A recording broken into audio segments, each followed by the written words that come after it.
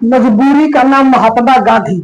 आपने सुना है दोस्तों, मजबूरी का नाम महात्मा गांधी बहुत सा लोग कहता है, लेकिन इसके पीछे हकीकत क्या है आज टोटल जानकारी इस वीडियो में आपको मिलने वाला है। दोस्तों आप देख रहे होंगे कि सोशल मीडिया पर आजकल कुछ चल रहा है, ट्रेंड किया जा रहा है कि महात्मा गांधी को नाथूराम गोडसे ने गोली मार के अच्छा किया, क्योंकि महात्मा गांधी के चलते ही देश का बंटवारा हुआ।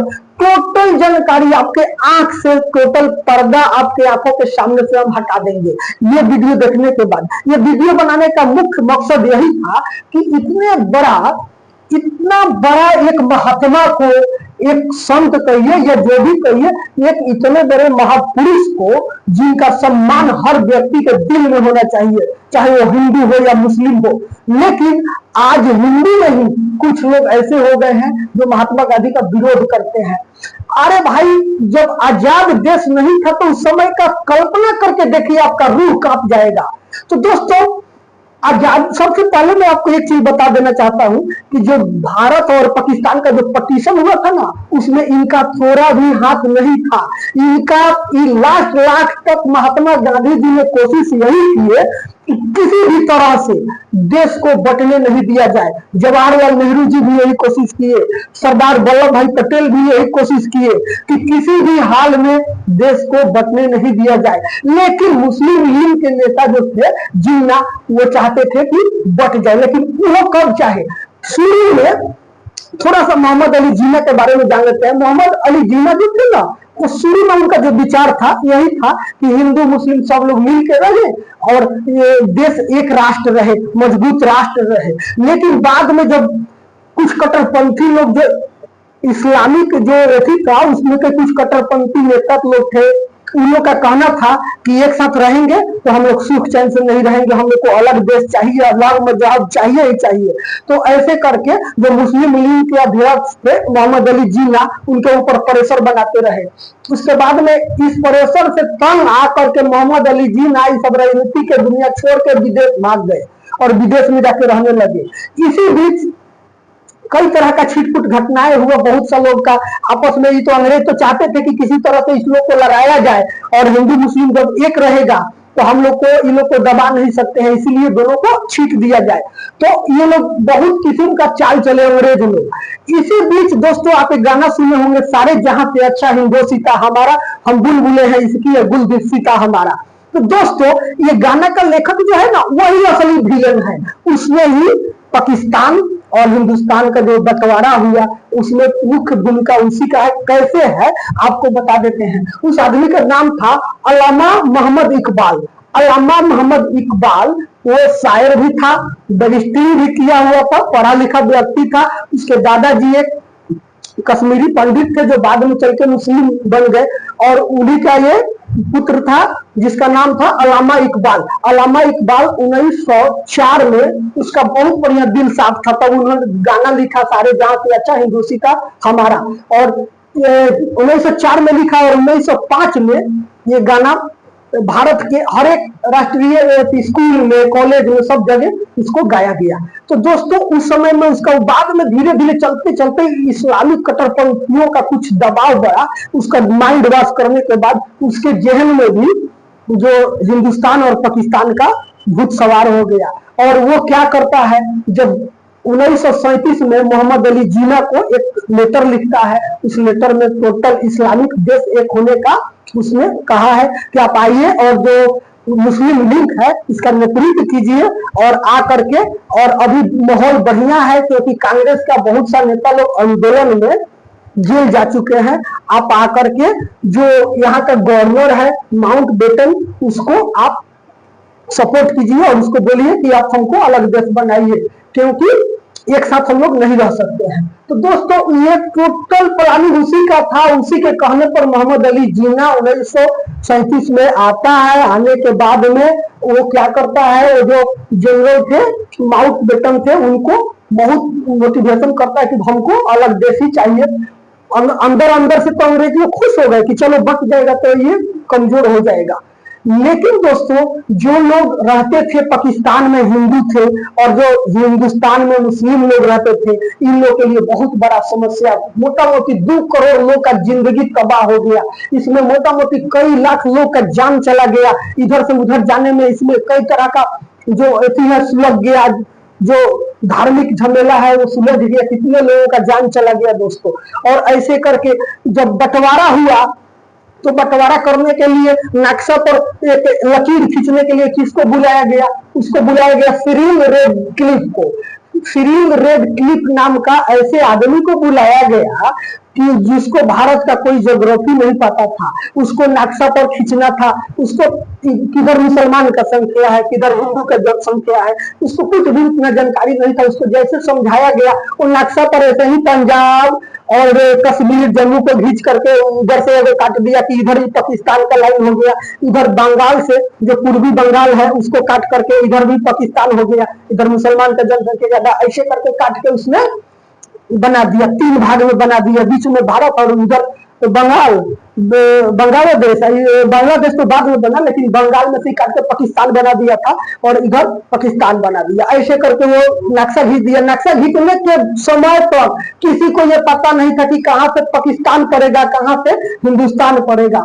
लोग यही ना अंदाज से इधर से उधर पलायन होने लगे, पूरा कोहराम मच गया, बहुत बुरा हाल था दोस्तों। छोटा छोटा बच्चा से बूढ़ा लोग, कितने लोगों का जान गया। ट्रेन जाता था इधर से उधर से लाश लाद के आता था, कोई भी आदमी सुरक्षित नहीं था। अपना घर परिवार अपना संपत्ति छोड़ के इधर से उधर भागने में सब लोग व्यस्त थे। तो ये किसने किया? बंटवारा का आग किसने लगाया? तो ये आग लगाया था अल्लामा मोहम्मद इकबाल। अल्लामा मोहम्मद इकबाल जिसने गाना लिखा था सारे जहां से अच्छा हिंदोसिता हमारा, उसी ने आगे चल के उसके दिमाग में जड़ भर गया।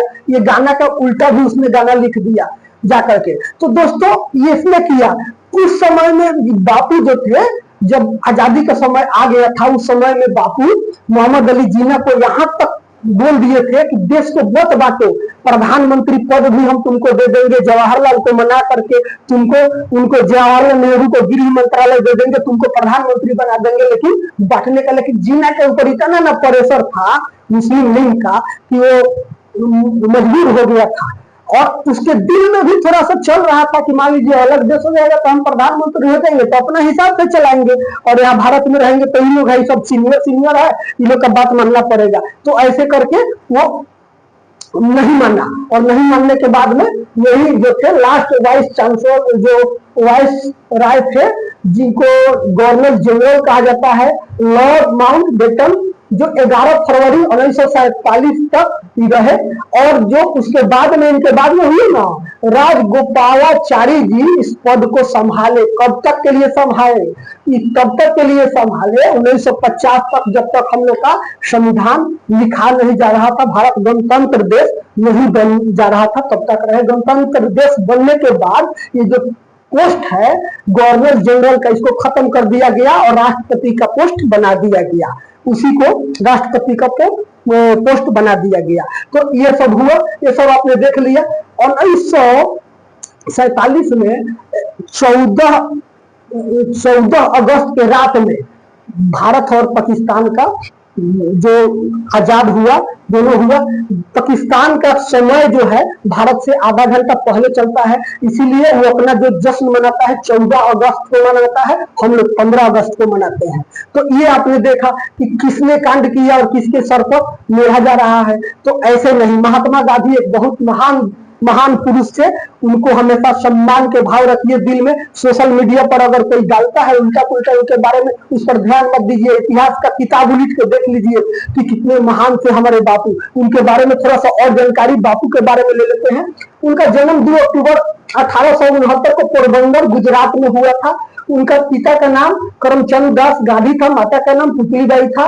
पुत्र उनको 4 हुए थे, जिनका हरिलाल, मणिलाल, रामदास, देवदास 4 पुत्र थे। उसके बाद में शिक्षा उनका राजकोट में हुआ था, भावनगर में समल दास कॉलेज में हुआ था, कॉलेज का पढ़ाई। उसके बाद में कानून के पढ़ाई पढ़ने के लिए लंदन चले गए। 1891 में बैरिस्टर बन गए।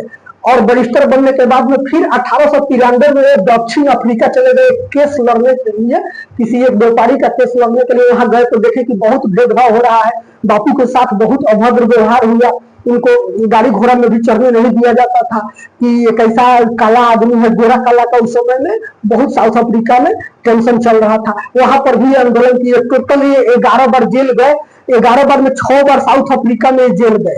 उसके बाद में 21 साल बाद में फिर रिटर्न होकर के आए, कल 1915 में रिटर्न भारत है, और ये जो चल रहा था आंदोलन उसमें कूद पड़े। आंदोलन में कूदने के बाद में उनका कुछ आंदोलन के बारे में हमने लिखा है, देख लीजिए।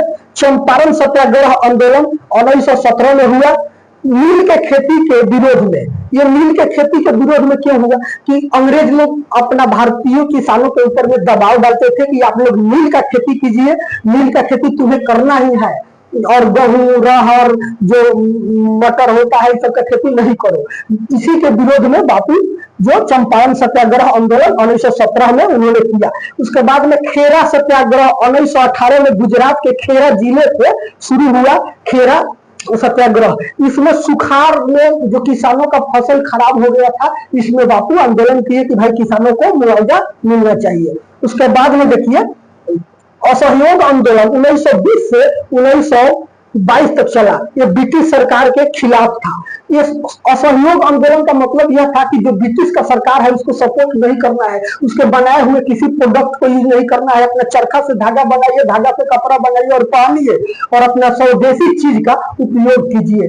ये हुआ था असहयोग आंदोलन। और उसमें यह भी था कि कोई भी सरकारी अगर कर्मचारी है तो विदेश के अंदर में काम कर रहा है, उसको नौकरी नहीं करना है, तो ड्यूटी से छुट्टी मार दो, एकदम असहयोग कर दो। अंग्रेज लोग का कमर टूट गया था असहयोग आंदोलन में, और वो लोग कलमला गए थे। बहुत किसी का आंदोलन हुआ, कुछ लोग जो है अहिंसा का रास्ता अपनाए हुए थे, कुछ लोग हिंसक रास्ता अपनाए हुए थे, सबका अपना अपना तरीका था। लेकिन मेन मुद्दा वही महात्मा गांधी जो एक लाठी लेकर के चले, उसी से आजादी मिला माना जाता है। नेताजी सुभाष चंद्र बोस का भी बहुत बड़ा योगदान है इस आजादी में। उसके बाद में देख लीजिए, उसके बाद में सविनय अवज्ञा हमने बता दिया। सविनय अवज्ञा आंदोलन 1930 से 1934 तक चला। इसी के तहत दांडी मार्च, दांडी मार्च का मतलब हो गया कि नमक पर भरपूर टैक्स लगा दिया अंग्रेज। तो गांधी जी ने कहा कि जब नमक हमारा प्राकृतिक चीज है, ऐसे मिल रहा है, तो आप इस पर टैक्स इतना क्यों लगाते हैं। तो वो दांडी मार्च निकाले, उनमें लाखों लोग उनके पीछे पीछे निकल पड़े। अंग्रेज लोग बहुत जुल्म किए, बहुत लोग को पकड़ के जेल में डाले। ये असहयोग आंदोलन में भी ना बापू को जेल में डाल दिया गया था। ये उसके बाद में भी ये निकले, और निकलने के बाद में फिर आंदोलन अपना जारी रखा। भारत छोड़ो आंदोलन 1942 में ब्रिटिश शासन को समाप्ति के लिए बापू जब तंग आ गए कि इतना कुछ हुआ, जब उसी समय द्वितीय विश्व युद्ध हो रहा था, द्वितीय विश्व युद्ध में अंग्रेज लोग का सेना कम पड़ने लगा, तो अंग्रेज लोग जो भारतीय जो कांग्रेस के नेता थे, जो मुस्लिम लीग के नेता थे, इन लोग को सपोर्ट पाट करके कि बाबू रे आप लोग हमको सपोर्ट कीजिए, और इस युद्ध में हमको सेना भर्ती में लोग बोलिए कि आपका जो नौजवान है वो आके सेना में भर्ती हो जाए। इस युद्ध को जीतने के बाद हम तुरंत भारत को आजाद कर देंगे। लेकिन युद्ध का लड़ाई खत्म हो गया, इसके बाद भी 1944 में वो आजाद नहीं कर रहे थे। तब बाबू का जो धैर्य था वो जवाब दे दिया, और उन्होंने बोला कि करो या मरो का नारा दिया, और वो आंदोलन स्टार्ट किए, भारत छोड़ो आंदोलन। और भारत छोड़ो आंदोलन में बहुत सा लोग जेल गए, बापू भी जेल गए, ऐसे करके होते रहा। लास्ट में अंग्रेज लोग का वहां पर ब्रिटेन में भी सरकार बदल गया था। आर्थिक स्थिति जब यहाँ असहयोग आंदोलन चला तो इधर से कमाई भी होना कम हो गया। जब सरकार दूसरा बदला, उसका दिमाग भी थोड़ा बदल जाता है, सरकार बदलने के बाद काम भी बदल जाता है, स्टाइल भी थोड़ा बदल जाता है, वो बदल गया था। तो वहां से निर्णय हुआ कि ना भारत को अब आजाद कर देने में ही भलाई है। तब हुए औपचारिक घोषणा हुआ कि 15 अगस्त को आप लोगों को आजाद किया जाएगा, और तब 15 अगस्त को भारत आजाद हुआ। भारत आजाद होने के बाद में फिर क्या हुआ, 30 जनवरी 1948 को शाम में 5:15 पर बापू जो थे वो प्रार्थना सभा में जा रहे थे बिरला हाउस में। वहीं पर उनको नाथूराम गोडसे ने गोली मारकर उनका हत्या कर दिया। अब ये टोटल कहानी में आप इसका निचोड़ निकालिए कि भारत पाकिस्तान के बंटवारा में क्या बापू का कहीं योगदान है? अगर कोई सोशल मीडिया पर प्रोपेगेंडा फैलाता है उसको आप ध्यान में नहीं रखिए। बापू हमारे देश के एक महान पुरुष थे, उनको हमेशा महानता के नजर से ही आप देखिए। तो दोस्तों वीडियो अच्छा लगा होगा तो वीडियो को लाइक कर दीजिएगा, बुरा लगा होगा तो डिसलाइक कर दीजिएगा। ऐसा ही वीडियो देखने के लिए हमारे चैनल से जुड़े रहिए। मिलते हैं अगला वीडियो में, तब तक के लिए नमस्कार।